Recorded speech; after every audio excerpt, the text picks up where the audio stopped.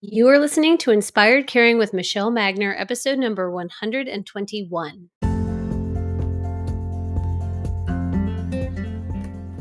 Hello, welcome to Inspired Caring. I'm your host, Michelle Magner.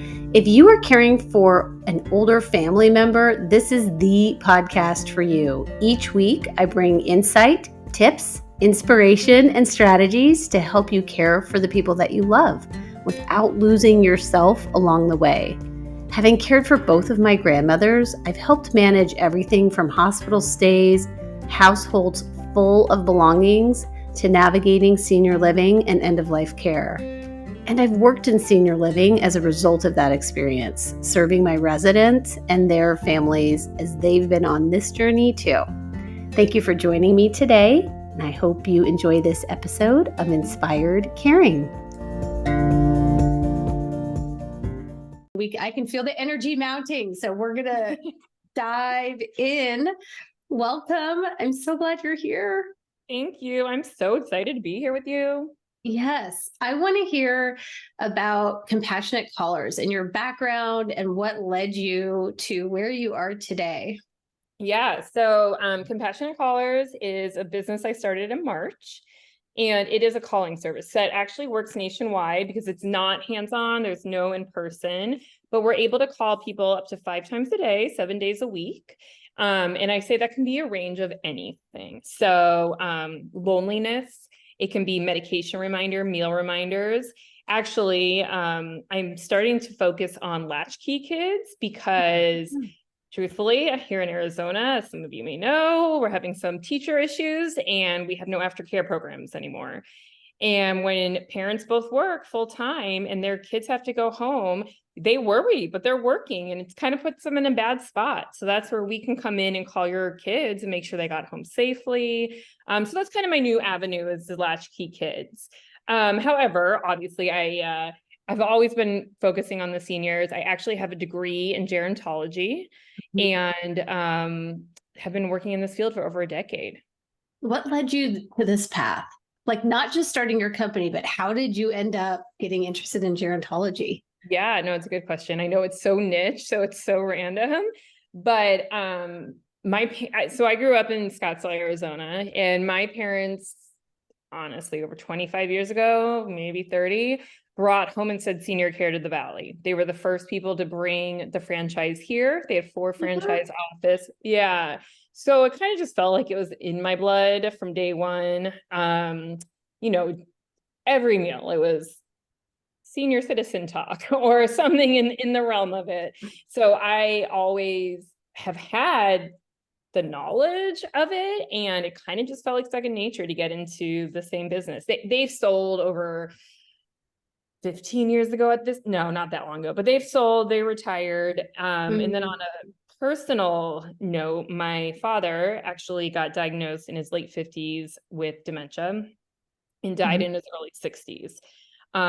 So with all these things combining, it was kind of just something that came to me. I felt like there was a little piece in this world that was missing, and I'm hoping and thinking that Compassionate Callers would be that missing piece. That is amazing. Thanks.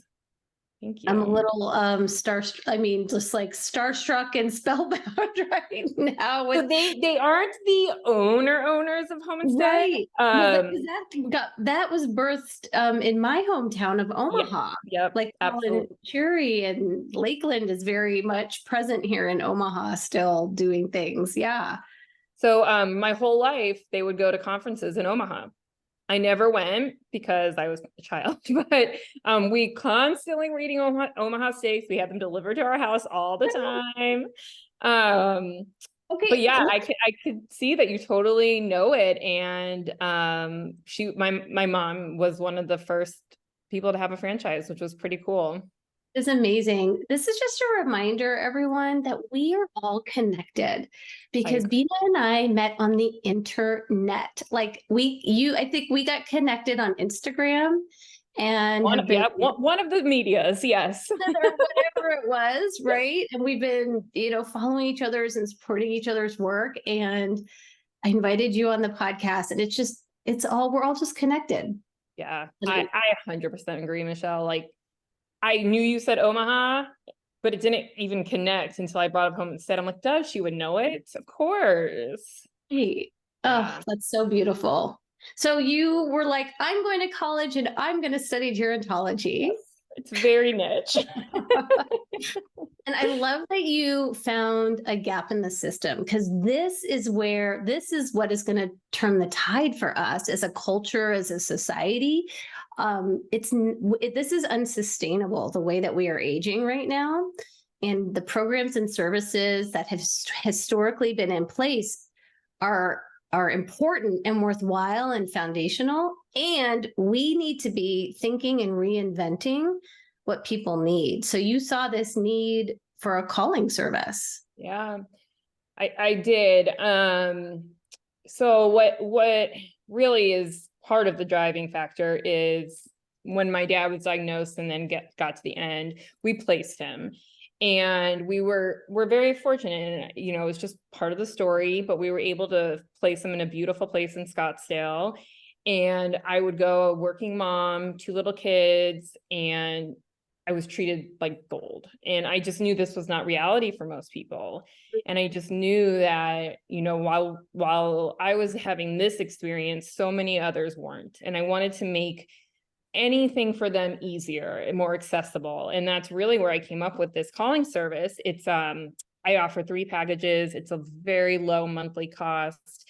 And, you know, the caregivers of these family members are able to get some peace of mind and know, listen, compassionate callers is going to call. And if I don't hear from them, ignorance is bliss. My loved one is safe and home and secure, and I'll just continue on whatever I'm doing for the day. And yeah, I agree with you. There has to be new and innovative ways to care for our elder. Unfortunately, they're not cared for as much as we'd like here in the country. Just good or bad or whatever the case, a lot of people are, you know, find it hard to always make it work to care for their aging loved ones. Right. And, you know, my background is in senior living. Part of your family legacy is around home care. And there is no one way. Like, Right. this is very nuanced, and there's different times and chapters to this aging and caregiving experience. So really, I encourage people to have self-compassion and grace. Absolutely. Like, because we don't know what may come up. And I hear families make these promises that are very sacrificial, like at their own expense. And I'm hoping we can open the door to the idea that anything is possible. And I love that your service, it sounds like it could be used for kids. So many of us have kids that are in this role. We have our aging family members. People could be at home. Could they also be in senior living and receive the compassionate calls? Absolutely. I always say wherever they call home. Again, and I focus on Arizona, obviously, because I'm living here, but we are having a caregiver shortage. And so, you know, if your loved one is living in a community and maybe they're not getting that one-on-one that you would like them to get, that's where we can also step in, call them, talk to them, stave off that loneliness. Yeah. So anywhere they call home, we're able to call. So what's happening on these phone calls? Like, if you So it's so funny you ask. At the moment it's me making the calls, and you know, they're great. They happen to all be men at the moment, and you know, I know so much about them at this point. They're all, depending on your package, they're either up to 5, 7, or 10-minute calls, but 5 times a day. And you know, I know about one's lawn very well. I know all about his lawn care. So we talk about that. And it's truly me calling and saying, you know, did you take your night medicine? Yes, great. How was your day? And then we talk about his lawn or his caregiver. And, you know, there's just so much that goes into each call, and you build a rapport and a relationship. And it's lovely, honestly. You know, I can tell on the phone if something's off, and it's happened twice now where something's a little wrong and we've taken care of it. I've called the correct people. So it's a lot more than just checking in. It's really knowing this person and saying, I don't know if they're right now. Yeah. And because it's a human being calling them, you can have that personal touch to get to know them. Yeah. I love that part of it, to be honest. You know, I'm not opposed to text check-ins at all. If it's what someone wants, obviously great. But for the human, like you said, the human calls, it's so neat, and it's so, what's the word? Like I said earlier, just peace of mind for so many involved in that person's care plan. So if someone is receiving up to 5 calls a day from you, it sounds like it could be medication reminders. Is it maybe appointment reminders or? Yeah, so if I get the schedule, it can definitely be appointment reminders, medication reminders. I always say that I'm an actual true fall risk alert. And how I can say that or go around it is, you know, if someone lives alone, they are a fall risk and they're not wearing their pennant, which we know happens, and they fall, what good does it do? But since I am calling up to 5 times a day, I will know if they pick up the phone or not. And since I have an emergency protocol for each client, if they don't pick up the phone, I just take action and I say, you know, we got to go through the emergency protocol list, and, you know, God willing, they're not on the floor, but if they are, let's get someone over there. Let's get a wellness check done. So what kind of assessment do you have to do on the front end? So if I'm a daughter or a spouse, and I call you, how does it work? How does the program work or the process? So let's say you were to call me, Michelle, we would do an assessment. Just like you, I've been in this industry forever, so I feel like I have a full assessment that we go over, likes, dislikes, ailments, whatever. We just go over everything, and then part of that is the emergency protocol. So let's say you are signing up your mom, just an example. You may say to me, don't call me first, but call the non-emergency 911 number in her city. Great. That's what I would do. Then I would call you. So, you know, you're not the front line. We're calling, making that wellness check done before I call you and say, hey, just so you know, there's a wellness check happening.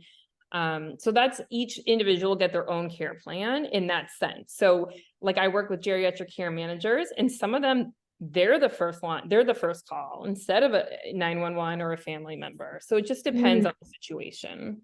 So that would be a care manager at a doctor's office? No, so we have geriatric care managers, like nurse advocates. Okay, yeah. Yeah. That, you know, I work with a few here, one in Colorado, who they're just involved, and that's who they want me to call if somebody doesn't answer their phone. Oh, this is so good because not everybody has children or a spouse. So if someone is listening to this and maybe they know a neighbor who would have this need, it sounds like there are people that you can call instead of, I don't know, how am I wording this? No, you're doing good. Like how do people, because I feel like everybody needs your service. That's what I feel like. Well, thank you, Michelle. Me too. If someone is like, well, I don't have anyone for you to call, like I don't have a child or a neighbor or whatever, it sounds like there are care managers that are out there in our community. So on top of just being part of this industry, I love giving referrals and resources out, and I'm sure you do too. It's just, I think it's ingrained in us. And so there are geriatric care managers and nurse advocates nationwide. So let's say like you have someone in Omaha, you know, I would work with you to find one. We would vet them, ask them questions, and I'd be very happy to do that. So, you know, most likely you could find a geriatric care manager or nurse advocate in your city or town that you live in. And then from there, they kind of take over the care. So like you said, let's say they don't have children, a spouse, let's say they're estranged from their family, which we know happens. Yeah. This person can jump in and act like that family member. Wow. So yeah, with power of attorney, yeah, paperwork and advocacy. That's amazing. Yeah. What do you feel like people are struggling with the most right now? So when you're with your clients that you are calling, like how can I'm trying to elevate empathy Yeah. between the care partner and caregiver and the person that they're caring for. So, what are some of the things in addition to lawn care tips Yeah. that you're? No, that's a good question. I think when I'm speaking to the clients on the phone, it's a lot of, so they're elderly, you know, a lot stay home during the day. And it's just, I think it's a nice way to have them speak to somebody, and we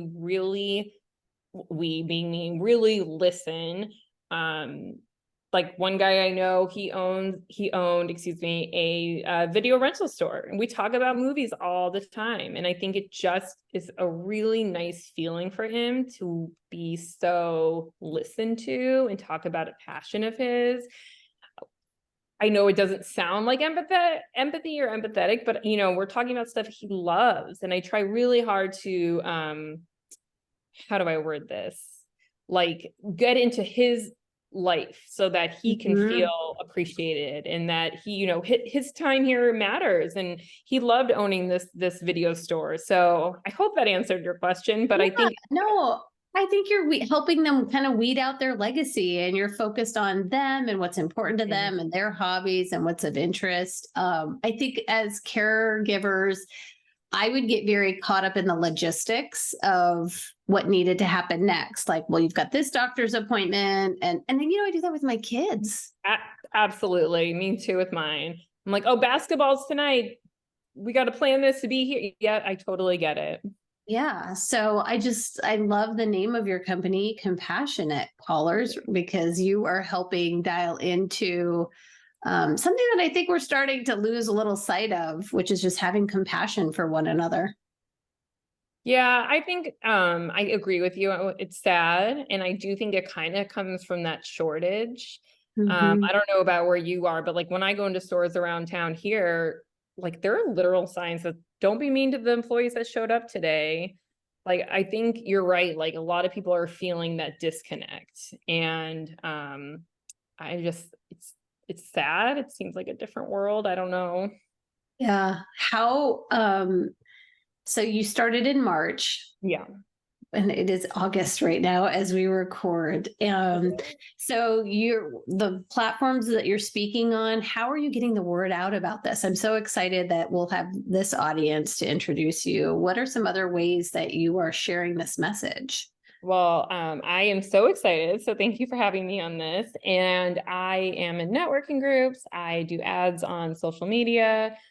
I will talk to anybody in any state because it is nationwide. I'm really just trying to get the word out there. I think for this business, it's going to be a lot of educating because, you know, discharge nurses, case management, they're so used to sending home with home care and home health.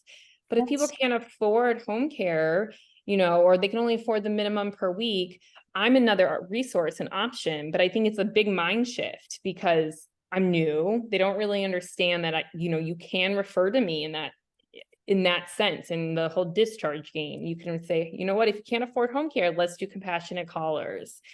So I think it's just a lot of educating, getting the word out there. Yeah. Because we sort of, because we're all connected in one way or another, I'm also envisioning people just to think of what your profession is, and if this is something that you can introduce to your company or your community with through a virtual event, or maybe you can travel around a little bit, I don't know, to reach out to you Yeah. I would be appreciate you saying great. that.